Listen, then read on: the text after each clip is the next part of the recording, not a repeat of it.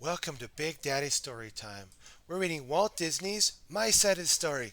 Our Captain Hook. Get lost, boys!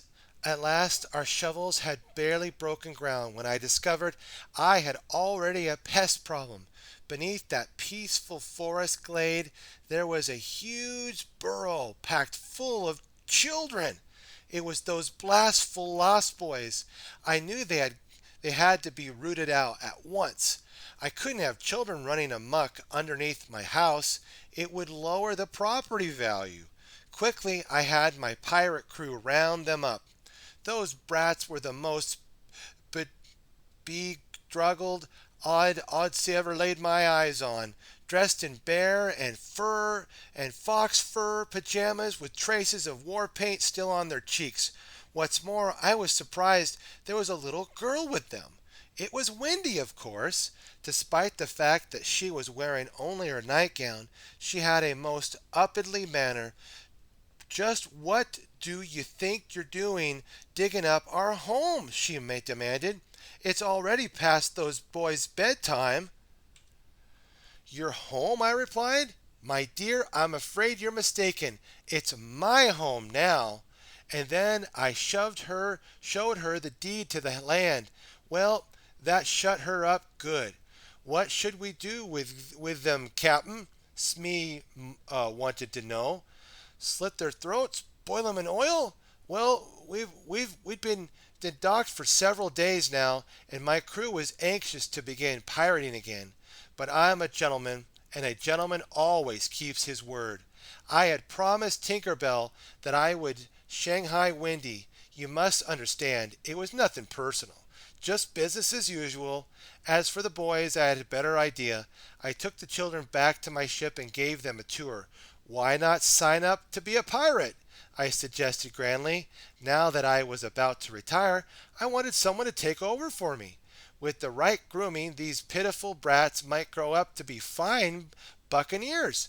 "It's a wonderful career move," I explained, "and those who sign without delay will get a free tattoo."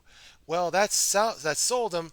The boys nearly knocked me over in their rush to sign up, and I would now have several new deckhands if that persnickety little girl hadn't turned up her freckled nose at the whole idea.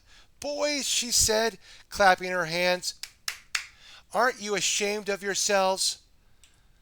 The boys hung their heads. I could see why Tinker Bell didn't like Wendy.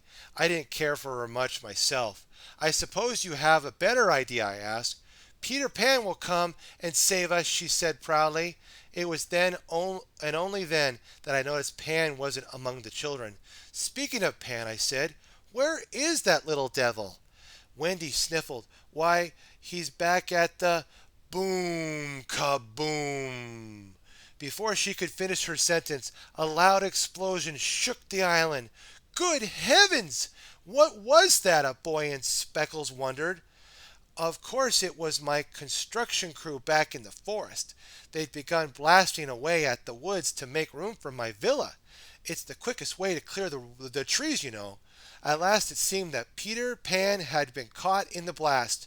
Although Peter Pan was a wretched, vile, notorious, dastardly, annoying, cowardly, cheating nuisance, I would never have deliberately blasted a hair on his despicable little head.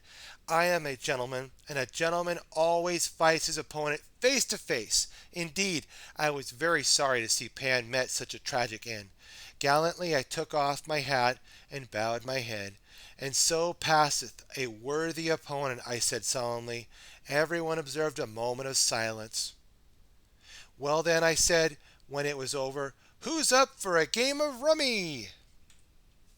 What have we learned today, my friends? We learned from Captain Hook, the Lost Boys, Wendy, Tink, and of course, Peter Pan, that when a pirate is telling you a story, you can be sure he is not telling the truth. Be good and truthful, my friends. Be sure to like, favorite, and subscribe. Stay tuned for more Big Daddy Story Time. God bless.